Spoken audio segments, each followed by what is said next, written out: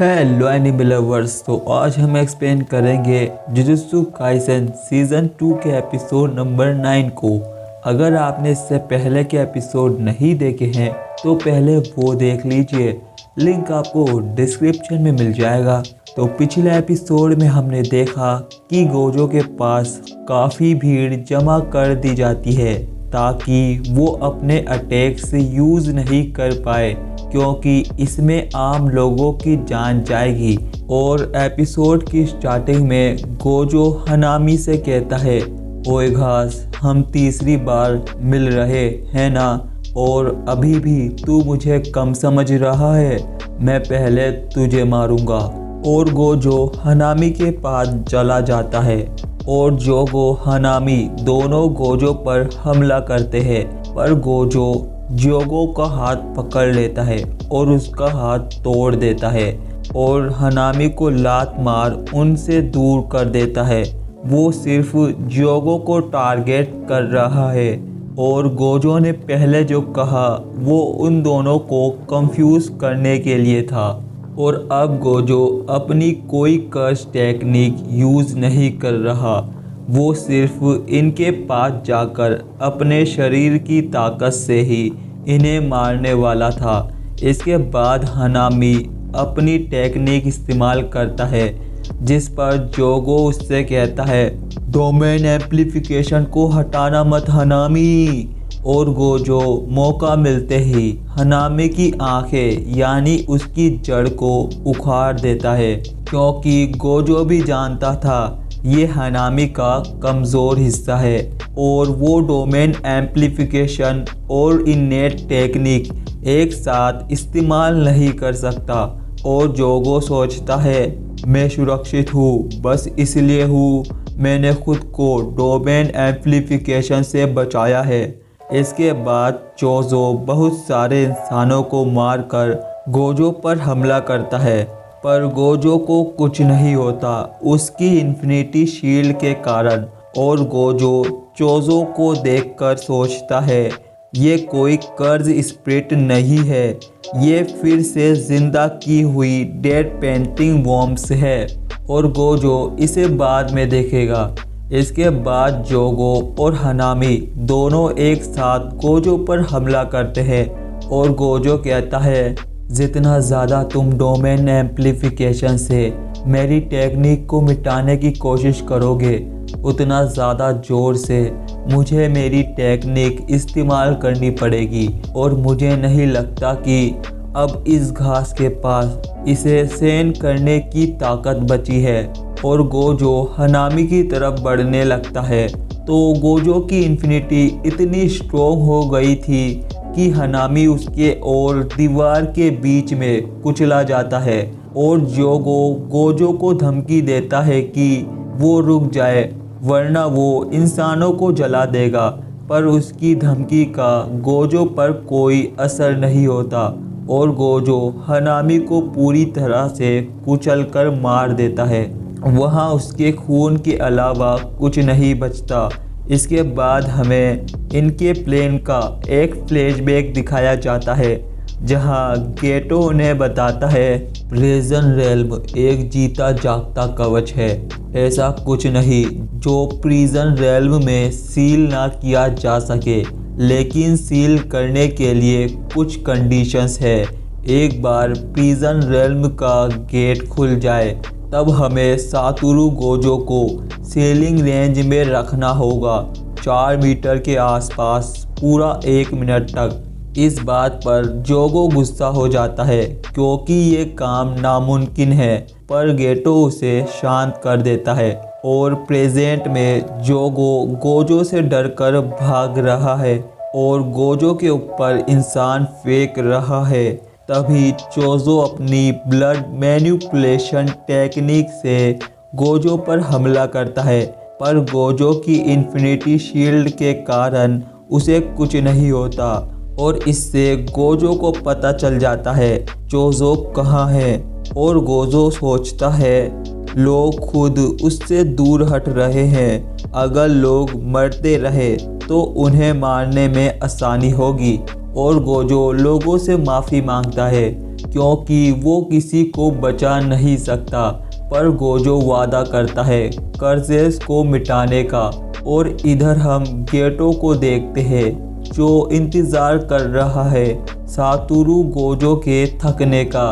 इधर मेजी शिरीन स्टेशन पर एक औरत बैठी थी तो यूजी उससे पूछता है कि बाकी लोग कहाँ हैं, जिस पर वो कहती है सभी मोस्टर में बदल गए और ट्रेन में चढ़ गए और मुझसे कहा ट्रेन पूरी भर गई है। तभी वो औरत भी ट्रांसफिगर्ड में बदल जाती है। ये देख यूजी समझ जाता है माही तो यहीं कहीं है और ट्रांसफिगर्ड ह्यूमन ट्रेन में भरकर शिबुया स्टेशन जा रहे हैं जहां गोजो है। इधर शिबुया पर ट्रेन आती है और लोग ट्रेन की तरफ भागते हैं ताकि वो ट्रेन के ज़रिए वहां से निकल पाए।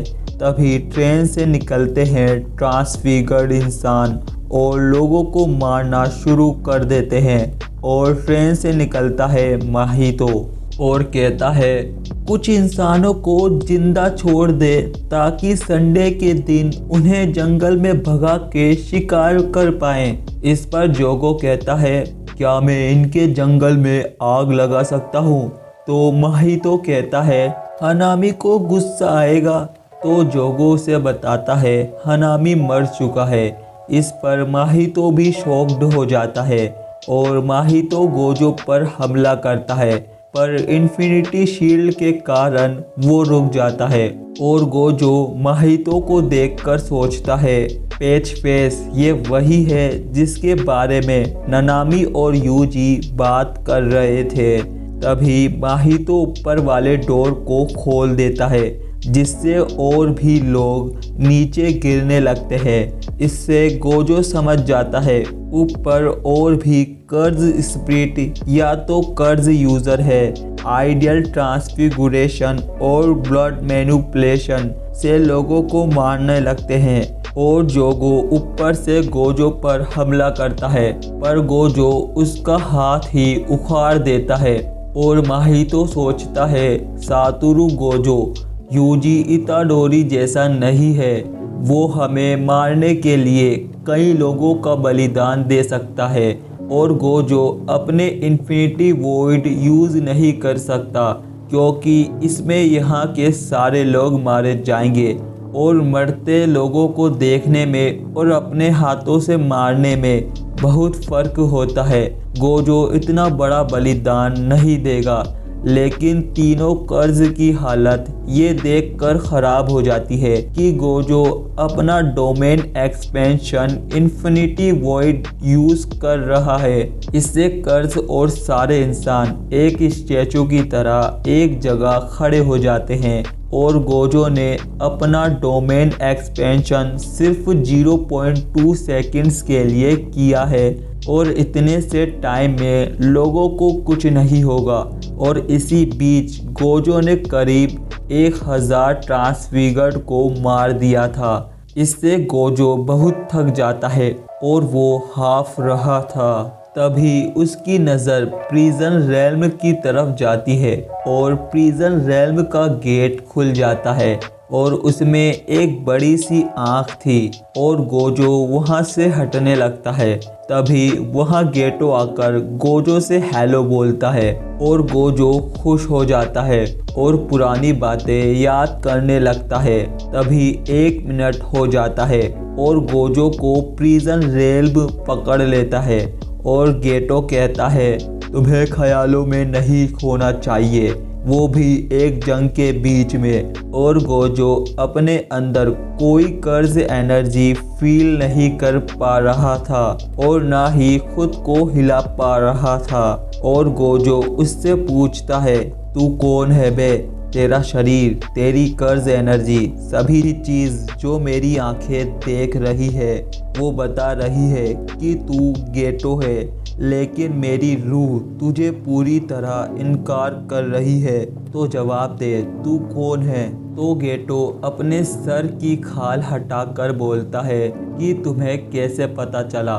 और हम देखते हैं उसके ब्रेन के ऊपर कोई कर्ज लगा था और यही इस कर्ज की टेक्निक है जो कि अपने दिमाग को किसी और की बॉडी में डालकर ना कि उसे कंट्रोल कर सकता है बल्कि उस बॉडी की कर्ज टेक्निक्स को भी यूज़ कर सकता है। और गेटो कहता है, गोजो तुम्हारा शुक्रिया क्योंकि तुमने शोको को गेटो का शरीर को ठिकाने लगाने के लिए नहीं कहा, और तुम चिंता मत करो, मैं ये सील बाद में हटा दूंगा जब एक नई दुनिया बनेगी और तुम मेरे प्लेन के बीच में आते, इसलिए मैंने ऐसा किया। और गोजो कहता है, पहले तुम्हारी धुलाई किसने की थी? जिस पर गेटो कहता है, यूटा ने, पर अब उसके पास रीका की पावर नहीं है, तो अब वो एक नॉर्मल जुजुत्सु सोर्सरर है और वो गोजो की जगह कभी ले नहीं सकता। इधर यूजी के कान में कुछ आकर लगता है और वो छोटा मेकामारू था और वो बताता है गोजो सील हो गया है। और ये एपिसोड यहीं पर एंड होता है। और नेक्स्ट एपिसोड देखने के लिए मेरे चैनल को सब्सक्राइब कर बेल आइकन ज़रूर प्रेस करें ताकि आपसे हमारी कोई भी वीडियो मिस ना हो। तो मिलते हैं किसी न्यू वीडियो में, तब तक के लिए बाय और थैंक्स फॉर वॉचिंग।